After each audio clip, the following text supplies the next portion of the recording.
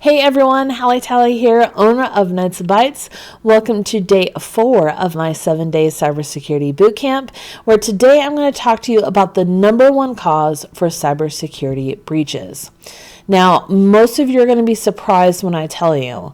So I'm just going to go ahead and rip the Band-Aid off and just get the shock out of the way because it's you. Well, maybe not you specifically, but the number one cause for data breaches is humans.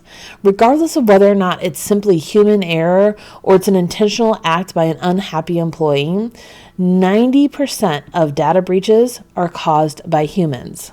Now, most business owners and your staff are just not equipped to deal with cybersecurity. They don't know what to look for, they're not trained on it, they're not specialized in it, and that's okay. Because there are ways that you can train your staff to spot potential issues. And one of the things that I recommend, and it's really critical for your business, is to have some sort of ongoing cybersecurity training in place for all of your staff. And here are some tips for you on creating that program. Number 1, have weekly tips that go out automatically to all of your staff, regardless of what level they are as far as a user is concerned.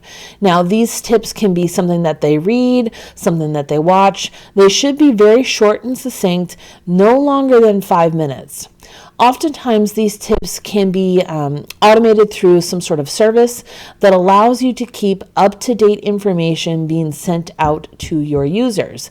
In fact, some of the services that we use will also include any kind of what I'm going to call like, hey, this is a big thing, look out for this, and it's kind of out of sequence for the normal tips. And like I mentioned, you should use a service to help you automate that and will also help you track to make sure who's reading them and who's not. Part of having a program and having it in place is making sure the users are actually doing the work. You can have all the training in place, but if they're not reading, if they're not watching, if they're not listening, they're not going to be able to spot these issues. They're going to be the cause of a breach.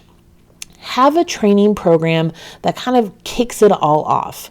For example, one of the training programs that we put together for our clients is a 15-minute video that's followed by a very short quiz. Now, we have reporting on that, so we know when a user goes through it. We know how they do on the quiz. They typically have about a 2-week window to get it accomplished. If they don't get it done in that time, we get some warnings, they get some warnings. So it's all very manageable. And it doesn't take much to get some training in place so that your that your users are a little bit more cautious and aware of cybersecurity.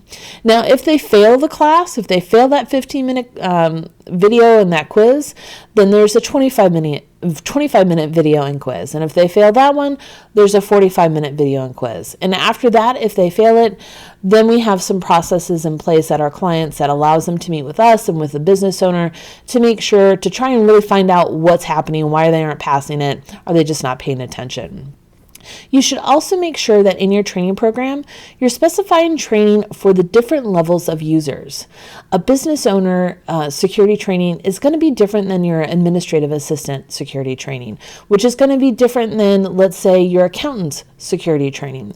You want to tailor the training to the specific user, to what they normally see. Also, you want to have some in-person training as well, because they can watch the videos, they can read some information, but having a maybe every 6 months some sort of in-person refresher course doesn't hurt as well. Do spot checks, like send fake phishing emails to see if people are paying attention to what you're training on them. And then have all of that information be reportable so that you know when somebody fails a phishing test. And if they fail, what happens then? Do they have to do the introductory class again to make sure they're following the best practices? Have some consequences, not necessarily consequences, but have some procedures in place to make sure that your staff are engaging in the training, that they are learning, and that they are taking that to heart. The last thing that you want to have happen is one of your users be the cause of how a hacker gets into your business and steals your company information, or even worse, your client information.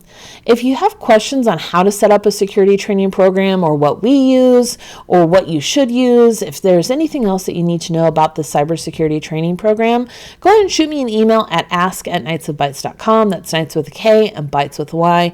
I'm happy to answer those questions as I get them. And as always, safe computing, everyone, and stay tuned for tomorrow's topic, which is, what is your business really worth to you?